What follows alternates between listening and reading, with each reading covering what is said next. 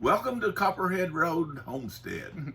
This is a powwow with Papa, and it's basically where we just talk about things that might be important to our family, things that are going on, especially things that Papa are doing. We homestead together, which is a real blessing. We might talk about that again in another powwow, why we do that and how it's important and how it's helpful and why we like it. But I'm not going to edit a whole lot of this. There might be just a few things that I edit here and there, so it might be a lot of ramblings. If you are okay with that and you want to watch this, then we welcome it. If you don't, it don't hurt our feelings. There's a lot of other videos below, and you'll have another video tomorrow. Let us know. I'm really good at rambling. Yeah, I can do it too.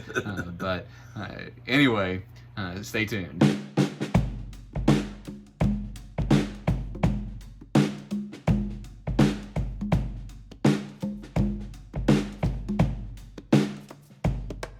The only comment I got last time from somebody was asking what, I said, what email or what questions might you have for Papa? And somebody asked what Papa's favorite animal was. And I said, I'd try to remember to ask. I guess. Farm animal, maybe, I suppose. I guess it'd probably be the goat because. That's it. I said, I bet it's the goats, but I'll ask him. Because they provide us with milk and meat, and they've got more personality than a cow. And I don't know, you said that Junior was, what did you say he was doing this morning? Feeling his oats. Feeling his oats. Yeah. We brought him a bale of hay, and he started, galloping around, rubbing up on the back tractor, and he was rubbing up on the backhoe. It looked like. Yeah. Did you feel him? Did you feel him doing that? Yeah. And then he started toward you, and you got behind a tree. I was gonna get out of Dodge, just in case he was a little out of control. He's a pretty good sized animal. He could do some damage if he wanted to. Well, as far as cattle go, he's not a big one. He's not a miniature at it by any means, but I've seen him a lot bigger bulls, but he's still not small. He could hurt you. He's big enough. He could do some damage. He tore the step off of our Kubota on the backhoe. Well, that was kind of stupid on our part. There's an eye right below it, and we should have tied him to that eye instead of the step. But well, when he got out, when we first got him, we got him back here. That was a big big mess up and big learning experience. But when he got out, we got him back here, and we couldn't keep him in fence and all that, so we just tied him to the backhoe. We figured he couldn't tie. We drug him over here for the most part with the backhoe. That was the tractor. He lost his will after a while. He was bucking for the first. He calmed down. We kept him tied about 2-3 weeks, and kept him fed and watered and hay and everything.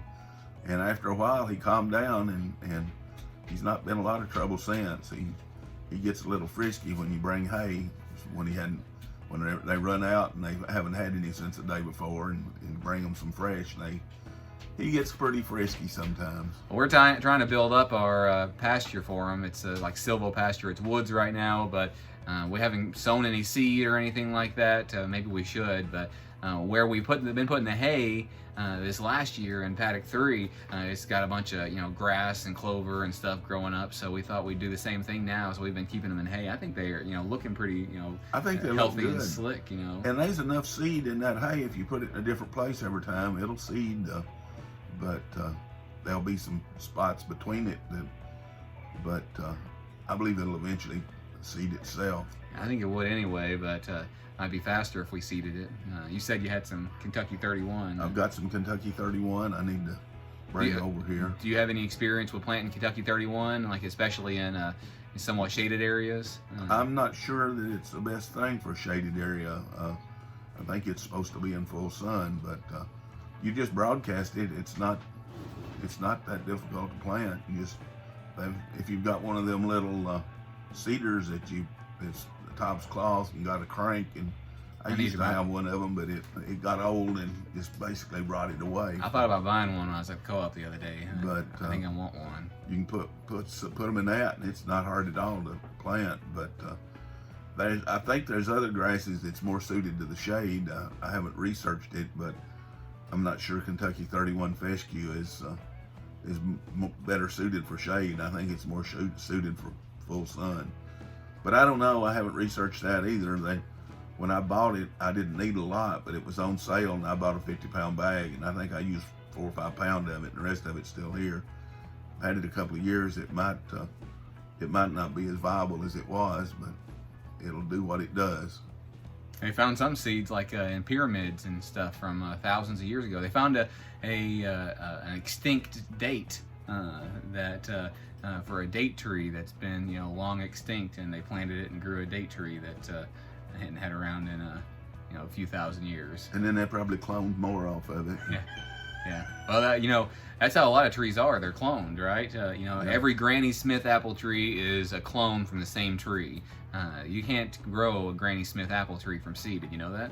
I didn't know until just a few years ago. I know it'd be hard to grow a seedless orange from a seed. You can't do that. It'd be almost impossible. Did they grow those from? I assume they do. I've not researched it. You don't grow seedless watermelons without seeds. You can buy seedless watermelon seeds? I think so. I think what you have to do, what I've heard, if I remember correctly, I don't know, is that you plant a row of watermelons that's got seeds, and then one seedless, and that's how they do it. So it seems. Augustine grows in shade and rust out bluegrass. You can comment on the video whenever it's time. But anyway, I didn't know you could buy seedless watermelon seeds. I think so. That'd be something to look into. Yeah, but anyway. I don't mind spitting the seeds out. I like watermelon okay. A friend of mine told me whenever I said I was growing sugar baby watermelons, I said that they did an experiment a couple of years ago, and that sugar babies were the very best. So of the ones they grew. So I don't know how those. I might need to try to plant some more. I haven't planted any watermelons. I had some cucumbers and put them in the ground too soon, and the frost killed them. And some tomatoes. Are any of those tomatoes left? Or? The last time I looked, there was 2 left, but they were pretty puny. They're pretty sad. Some of my tomatoes from this frost the other day have a little bit of, like stuff on the edge of the leaves.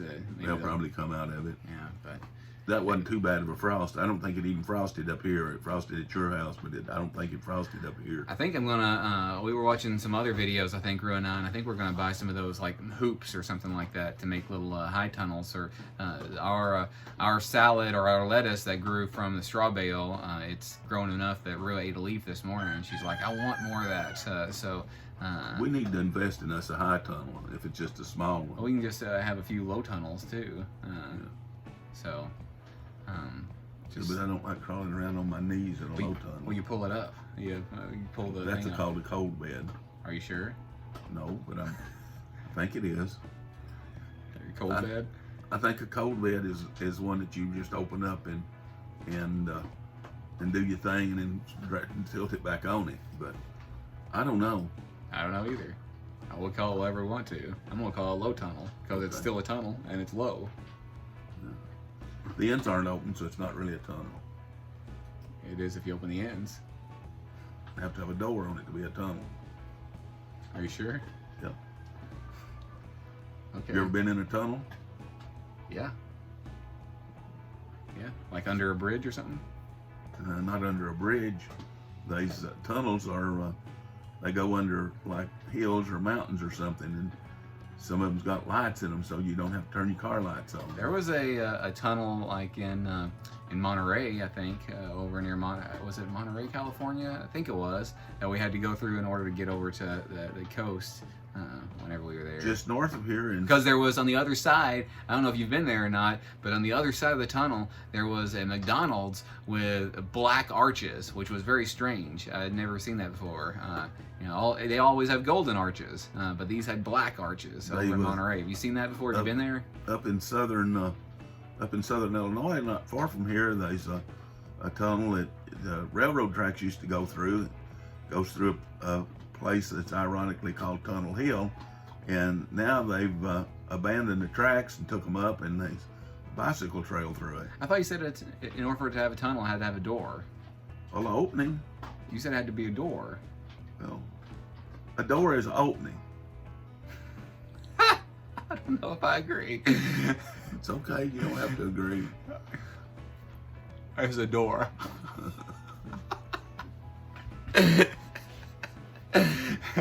There's something fundamentally wrong with you. It's your fault. That may be so too. So what else do you think we should tell them or talk about? I don't know. Maybe they need to submit some questions. Well, you know, it's not just for them, it's also for the kids. What would you want the kids to know in 20 years if you're dead that long? Do you anticipate being alive in 20 years? Maybe. Oh, okay, how about 50 years? I don't know about that. I'm gonna try. So, or our kids in 50 years. They might have grandkids in 50 years. Well, they need to. I don't know what they need to What's do. something about your grandparents that you wish you knew, or that you had asked? I don't know. I really don't. I was so young when I don't remember either one of my grandfathers, and I wasn't very old when my mother's mother died. She died. Well, she was buried the day that President Kennedy was shot. So I think this was in episode 1. was it? It might have been, but my father's mother, she was pretty healthy up till she fell on some ice and broke her hip. And Your father's mother? yes, my Okay. father's mother, And her name was? Leela Mama Walker. Belcher? Well, her maiden name was Belcher. Supposedly a German name. I don't know. So we got Belchers in our family. Our DNA, the DNA test didn't say anything about German, but I thought I was about quarter German, but I don't know. Quarter German? Yeah. I don't sprechen Sie any Deutsch. Yeah. Achtung! But anyway, what are you laughing about? Hmm. He's gonna do this with you too. Yes, he is. What would we call it with Nana? There, these Nana Nuggets.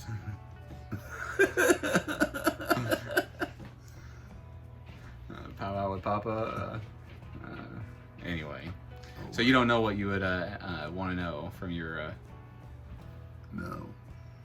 It was a simpler life back then. I don't know. I guess it'd be nice to know about, the things they've done as far as Well, what's something that you did that's interesting? something that I've done. I don't do anything interesting. You built a septic tank? Was that interesting? I don't know. Some people think so. Yeah, I guess. I tinker with electronics all the time. I'm trying to make right now I'm trying to get a Wi-Fi repeater working. I've about got it done, but I've got a couple of little minor bugs to work out of it. But and things will be so much more advanced when they get old enough to ask questions. Everything I can tell them will be obsolete. Well, something that I found interesting, I remember you saying about your daddy, was that in World War I, that he was the person on a battleship when the battleship would rock back and forth, that he would, keep it, the guns. Is that what you... Big guns. He was on a battleship, the USS New York, and there those big guns that there's two people. It takes two people to aim them. There's a pointer and a trainer. The pointer, I believe, that makes them go up and down, and the trainer goes side to side. And they're usually on the side of the ship. And when it rolls in the waves, they have to crank one way to make it go up, and then back the other way, and they got to sit there to keep it on the target, back and forth. And you said your daddy did that. My daddy did that for a while. He was also a pump operator for a while, and he cooked. He was a cook too, but I don't think he cooked in the Navy. I think that was after he got out of the Navy. And he also made wedding cakes. Yeah, he owned a bakery in Florida for a while, and that was before I was born. And when I moved back up here and married my mother, he made wedding cakes for all kinds of people. It seemed like that every week he was making a cake. He'd make big multi-tier cakes and ice them, and there was some pretty cakes. I think there used to be some pictures around here of cakes that he made, but I haven't seen them in a while. I don't know whatever happened to them. So, I remember a story too about World War I that you said that he got his draft notice in the mail, and he got it in the mail, and he was going to be drafted into the Army, but the Navy had a shorter, enlistment period or something like that, so he put it back in there like he didn't get it and went and enlisted in the Navy. Actually, he enlisted in the Navy, but I think actually the Navy had a longer. Yeah, I remember. I think it was 4 years in the Navy and 2 years in the Army, but he didn't want to have to walk everywhere, so.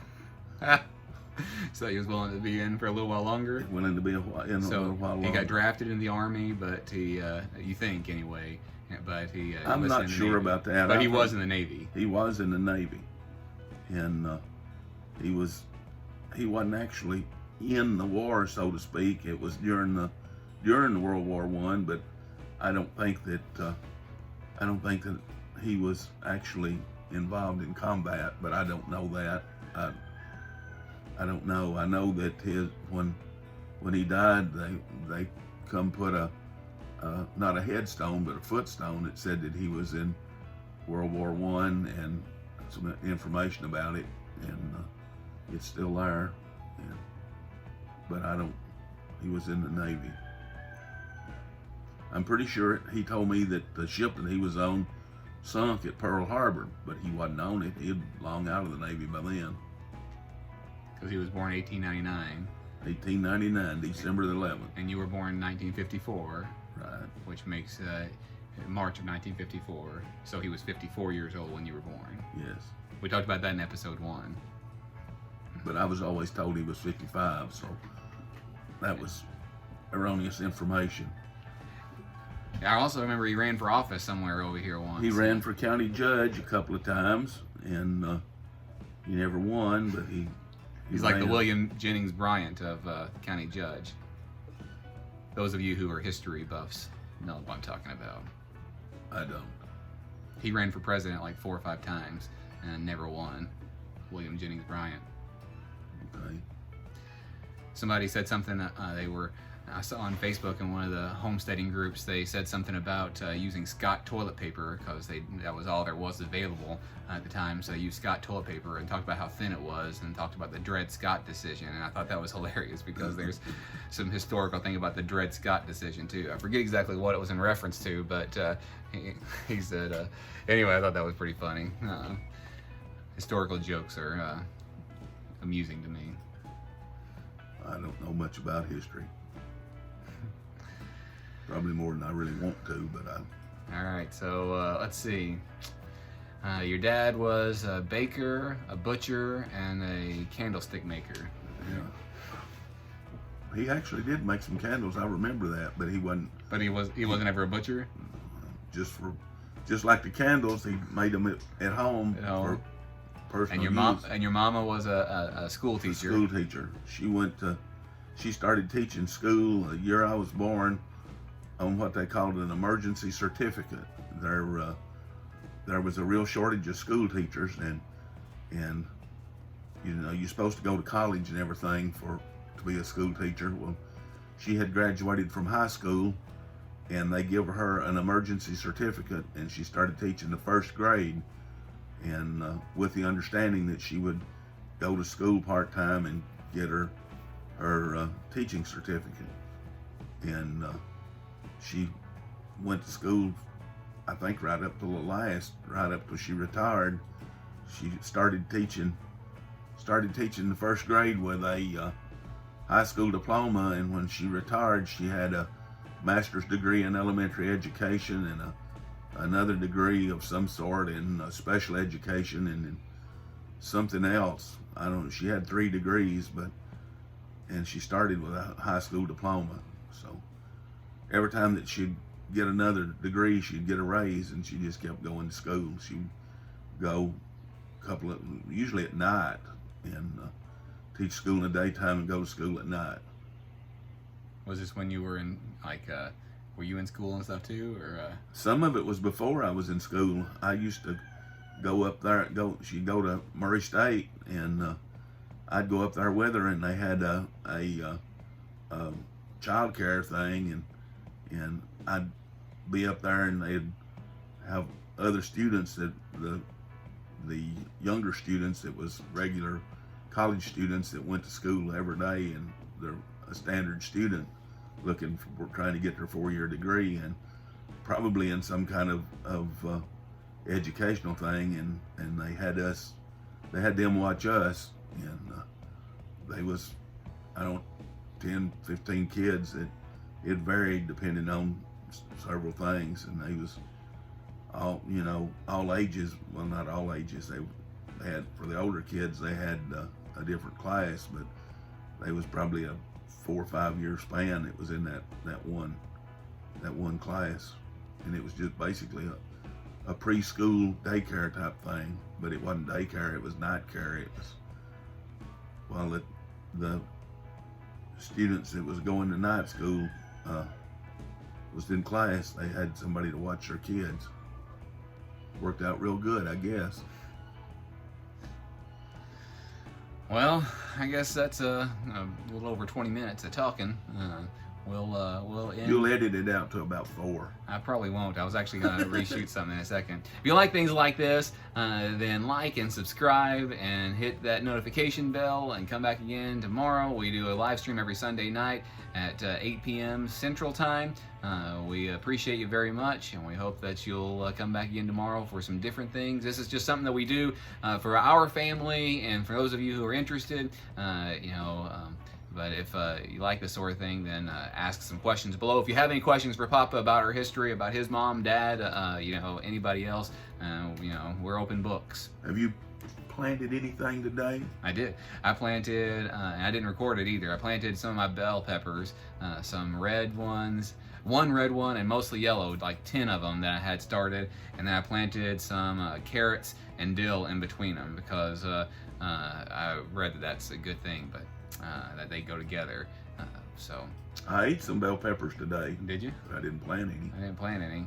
I didn't eat any, but I planted some. I don't really like bell peppers that much, except for in cooking, but Rua does, and I like them in cooking. But these were cooked on pizza. Oh, were they? Oh, they were good. I bet. See you tomorrow. Bye-bye.